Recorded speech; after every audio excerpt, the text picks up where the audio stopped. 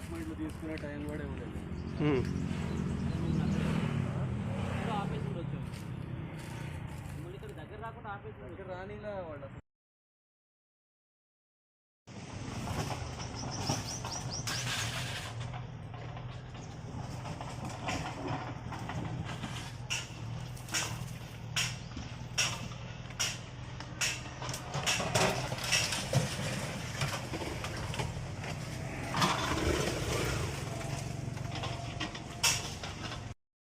ఇంకేమైనా ఆపుతారా లేదా? సో ఇతర అధికారులు అయితే మాత్రం ఎక్కడ కూడా తగ్గేది లేదన్నట్టుగానే వాళ్ళ యొక్క తీరైతే కనబడతా ఉంది. ఇదైతే హైడ్రా చరిత్రలోనే, హైడ్రా ఏర్పడినప్పటి నుంచి ఇప్పటి వరకు హైడ్రా చరిత్రలోనే అతిపెద్ద ఆపరేషన్గా చెప్తా ఉన్నారు. దాదాపుగా ప్రభుత్వ భూముల్లో అక్రమైనటువంటి నిర్మాణాలను తొలగించడంతో పాటు దాదాపుగా వీటన్నింటిని వేలం వేసినట్టయితే వీటన్నింటినీ అమ్మినట్టయితే ఉన్నప్పటికీ హైడ్రా అధికారులు ప్రత్యేకంగా చెప్తా ఉన్నారు. దీనిపైన అన్ని రకాలైనటువంటి ఆధారాలు సేకరించిన తర్వాత, అంతేకాకుండా గతంలో ఉన్నటువంటి రెవెన్యూ రికార్డులన్నింటినీ కూడా మేము పరిశీలించిన తర్వాత మాత్రమే మేము ఈ పూడ్చివేతన కార్యక్రమాన్ని చేపట్టడం జరిగింది.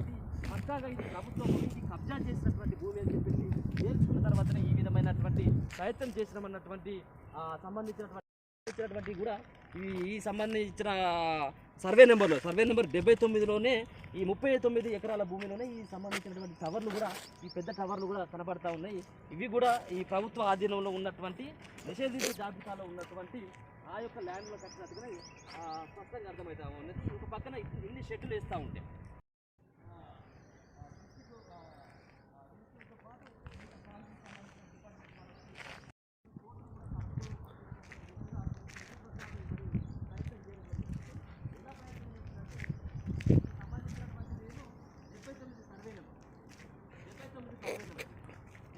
సర్వే నెంబర్ అంటే 79/1, 79/2 అన్నటువంటి లేనటువంటి సర్వే నెంబర్ వేసి 39 ఎకరాల ఏదైతే భూమి ఉందో దీనికి ఈ లోపలికి ఎవరికి రాకుండా కూడా గేట్లు పెట్టడం జరిగింది. అంతేకాకుండా దీనికి ఎవరు కూడా రావద్దని చెప్పేసి కూడా అక్కడ ఒక 2-3 వాచ్మెన్లు కూడా పెట్టడం జరిగింది. దాంతోపాటు ప్రహారీ గోడ నిర్మించడంతో పాటు సీసీటీవీ కెమెరాలు కూడా నిర్మించినట్టుగా మనకు స్పష్టంగా అర్థమవుతా ఉన్నది.